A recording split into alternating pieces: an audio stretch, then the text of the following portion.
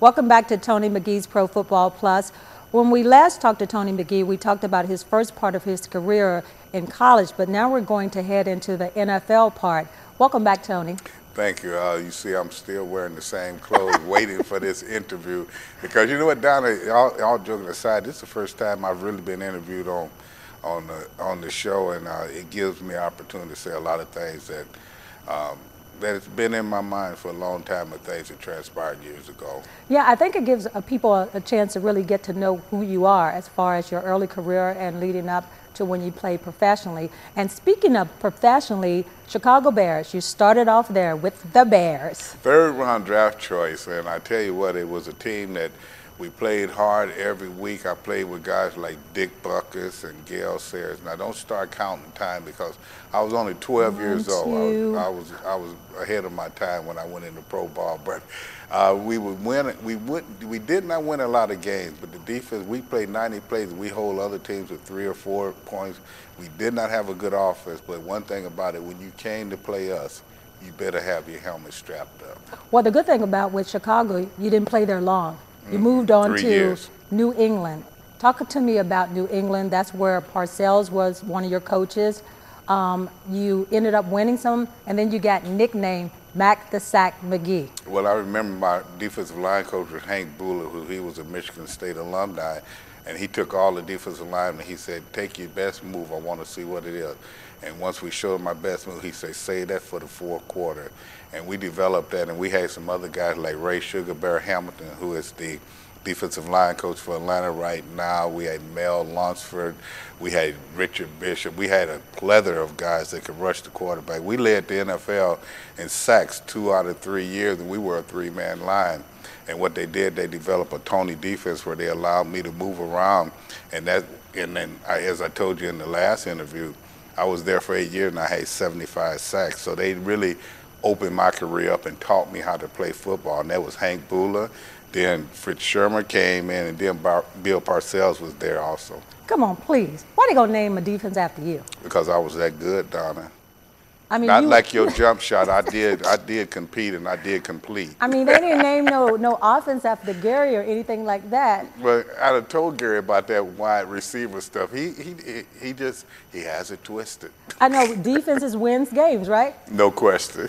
So with New England and everything, as far as what do you remember most about playing for the Patriots? I remember that we had a great team. We had a great organization there, and Billy Sullivan was the owner, and we were family and everything, but we never won the big one. I always wanted. So when I started my businesses, I always wanted to take all 3 of my experiences. When I looked at the Bears, I looked at the toughness, but too many friends, too many helping people, and not really tending to tasks. When I went to New England, very professional, knew how to work with people but didn't know how to get to the next level. And then I came here to Chicago and saw Joe Gibbs, that was well-rounded, took players that other people didn't want, and got players from other parts of the country and different things, and put together a Super Bowl team. So each time I tried to develop a business, that's the terminology I used. I'm telling Tony, if you look at those pictures of you, I would be afraid to go up against you because you look like you would take somebody's head off. Donna, you afraid of me in the pictures? No, I'm not. It don't have to be anything about pictures. What did you say? Let's not get that twisted. Right. But you know, back at that time, it was times during my career in Chicago, on weigh-in day, I would be 255, and by the game time, I was 270. So I did pack a little load then. But my whole game was speed and everything. In New England, as I said, they taught me how to play. And when I came to and be a real good player, but when I came to Washington, they taught me how to win. Well, you talked about that, the speed part. You're a defensive lineman, 240-some pounds. You're running a 4.5. That's unheard of for a defensive end. Yeah, and you know what? My high school team, but and you never mentioned Battle Creek Central High, and I would be remiss if I didn't do that. And you never mentioned that we feed the world with Kellogg's. I don't know why you didn't do that too. Oh yeah, like. But all joking aside, on that high school team, we were 33-0. We never lost a game. And our track team was all-state track team, and I was too slow. I ran a 10.2 in gym shoes and couldn't run the 100 because we had guys running 9.5s, 9.6, and I think our fullback ran 9.9. Could you beat Gary? Oh, no question. Take him now. Darryl Green, too.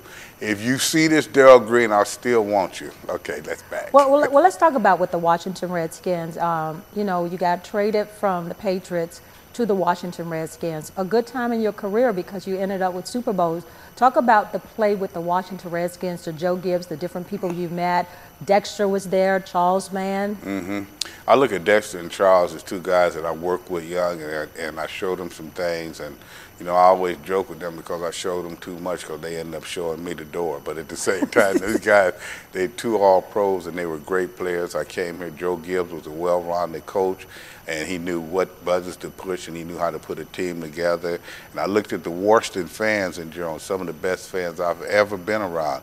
And what that did is that made it all, we all went to the Super Bowl together, not one individual, not one team, but we did that as a community, and that's Washington, D.C.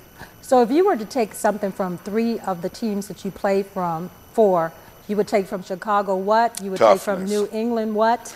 Toughness, not winning from Chicago. New England organization and put good people around you. And then from Washington, knowing how to win and doing what you need to do. If you could be a defensive coach right now to coach the defensive ends, how would you do that? I mean, what would you want to see, and what do you not see now in the defensive end that you saw in yourself and other players who played during your time? The battle is won in the first 2 steps. And if I get off that line of scrimmage before you do and I cover that 2 yards, I got you. I don't care what size you are or where you are. They're not doing that now. Footwork is important. When you see a defensive lineman stop his feet right there, the battle is over. You try to make offensive linemen turn to the sideline. When you get them like that, you have them in the compromising position. So what I do, first off the ball, get into your man and make him do what you want to do, and then you have a game plan. You have 4 moves, you make them all look the same, and that 4th move is that move I told you Hank Buehler had us to develop. That's your bread and butter. So I think about the fact that they weren't keeping the stats when you were, first into the NFL. 106 sacks, is that a good assessment as how many you got? Yeah, I thought I had 114, but they kind of cut some off at the end. But 106, I'm very proud of that. And, I think that I visited the quarterback quite a few times. And, really in the career at that time, it was more tackles. If you got tackles, it was a great thing. But now sacks are very paramount. And I was fortunate. And I tell everybody, I played 14 years. I played in 203 out of 204 games, I think it was. I missed 1 game. But all of that was because I could play, but I was blessed. Yeah, so in closing, Tony, talk to me a little bit about the current Washington Redskins, what you see as far as that defense. Do you like them? What would you like to see more of?